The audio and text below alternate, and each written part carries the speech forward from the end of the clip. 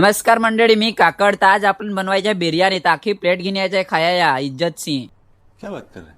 चल चल चल चल चल। गाड़ी स्टार्ट कर। तो चलिए स्टार्ट करते हैं।